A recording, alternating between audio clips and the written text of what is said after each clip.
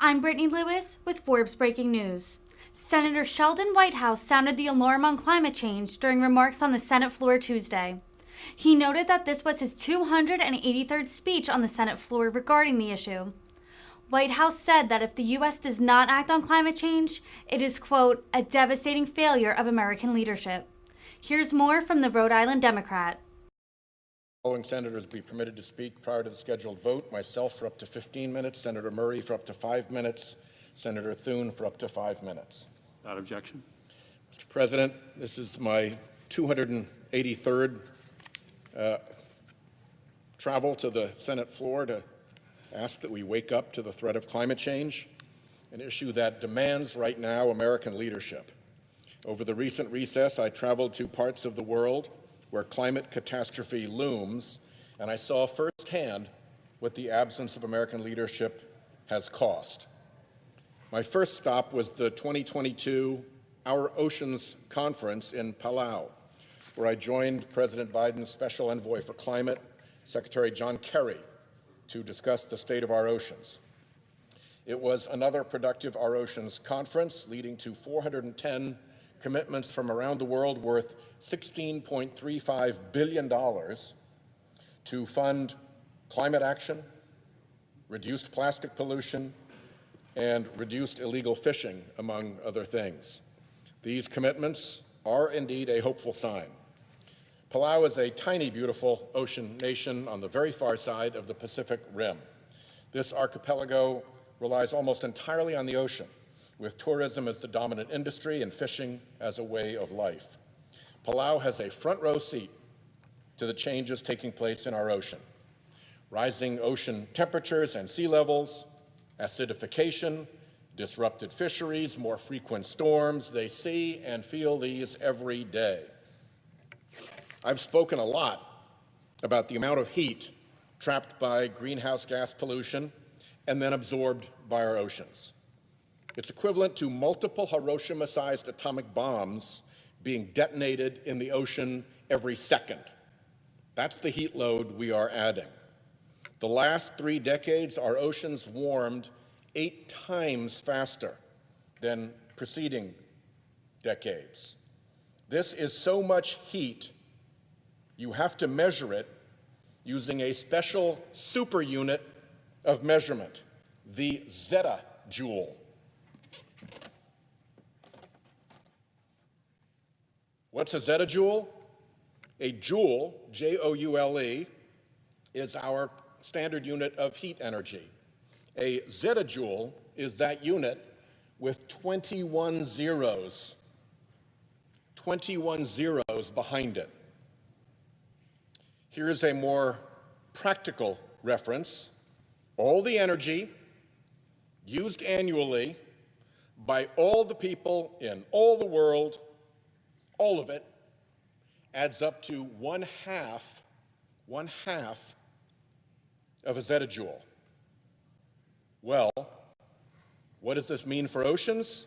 Scientists tell us that the top 2,000 meters of ocean have absorbed a record 227 excess zettajoules of energy from 1981 to 2010. The current rate is to load 14 zettajoules of heat into our oceans every single year, which means we are loading into our oceans every year nearly 30 times more heat than the entire energy use of the entire species on the entire planet. If you take a look at the segment of our energy use that is produced by fossil fuels, that segment, which is less than half a zettajoule, is creating this effect of 14 zettajoules of heat into the oceans every single year. We are pumping into the oceans nearly 30 times our total global human energy use. This kind of heat is why coral reefs face mass bleaching and are dying. And of course, dead reefs threaten the collapse of entire ocean ecosystems. And it's not just dying reefs. When water warms, it expands. which means sea levels are rising and will rise by feet in the decades ahead, a big problem for coastal communities everywhere, including Connecticut and Rhode Island. I landed in Palau on the heels of an unexpected tropical storm, unseasonal, that grew into a violent typhoon.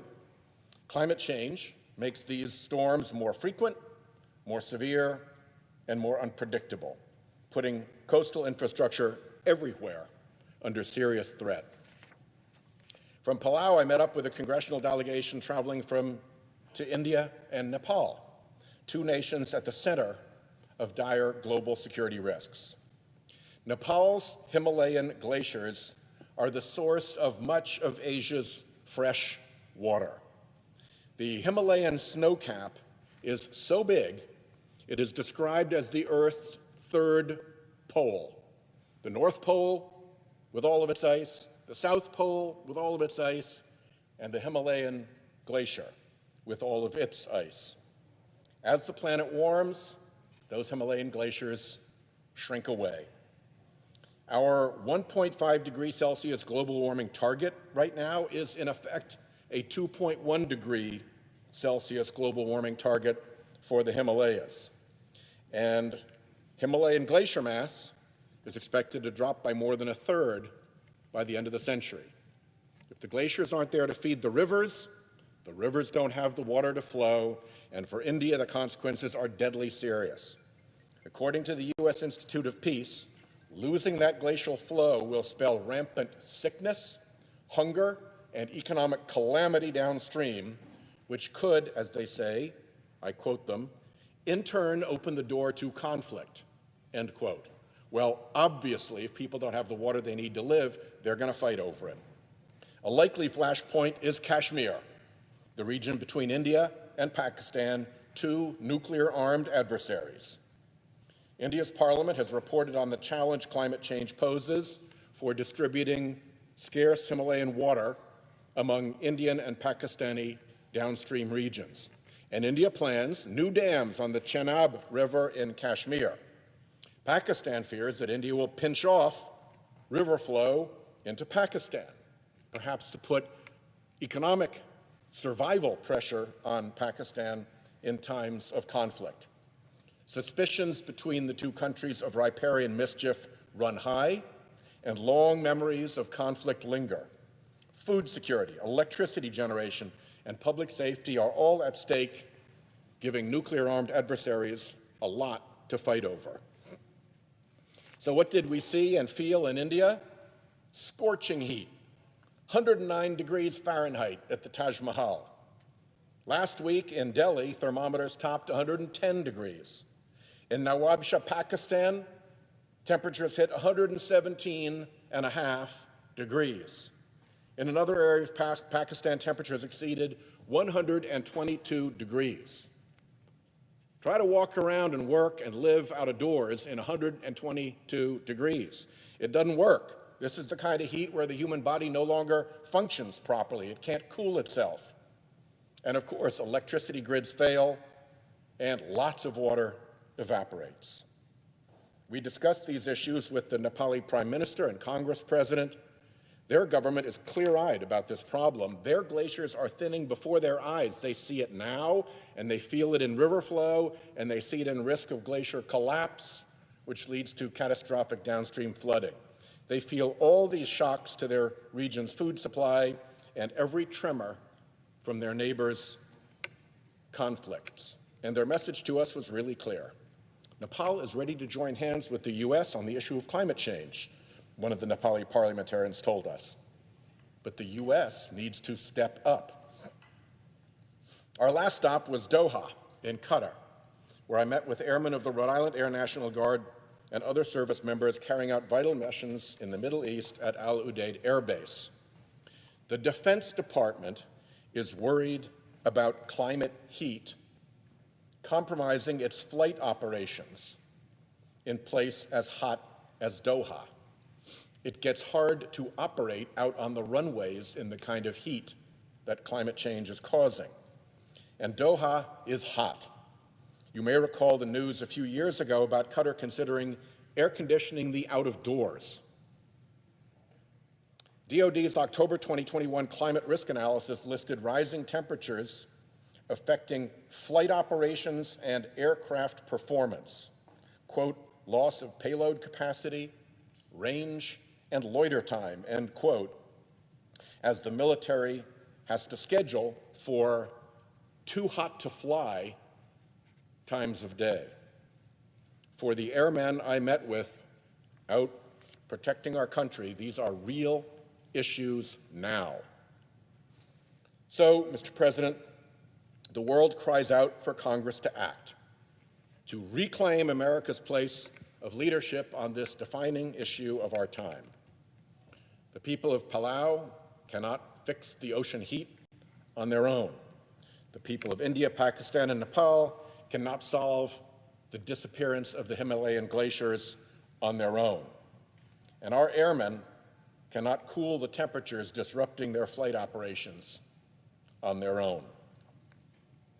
President Clinton once said that the world is always more impressed by the power of our American example than by any example of our American power. If we are to remain Daniel Webster's city on a hill, we must reflect the power of that good American example beyond our borders. This goes beyond climate change, Mr. President. This goes to the heart of the integrity of the American brand. At the end of an American century, where we rebuilt Europe with the Marshall Plan and rebuilt Asia with the MacArthur Plan and set the stage for the freedom and peace and economic growth that this American century has produced, we are at risk of squandering that entire reputation as people from Palau to Nepal suffer and experience the consequences of climate change and know perfectly well that America could have and should have led, that America could have and should have done something about this, that America knew what the climate risk was and failed to act, and that the failure is explained by the worst of all possible reasons. We got rolled by the special interest, the fossil fuel industry, whose conflict of interest is apparent, but whose power through dark money and pressure and corruption in this body has disabled us for more than a decade from doing what everyone knows is right. Our failure and the disgraceful reason for it will be a visible blot on America's standing for decades if we don't act. If we don't act, if we fail, don't think no one will notice. What we are doing is open and notorious, and it is a devastating failure of American leadership. We must pass a real climate bill now. It is time, as I have said 283 times, to wake up. I yield the floor.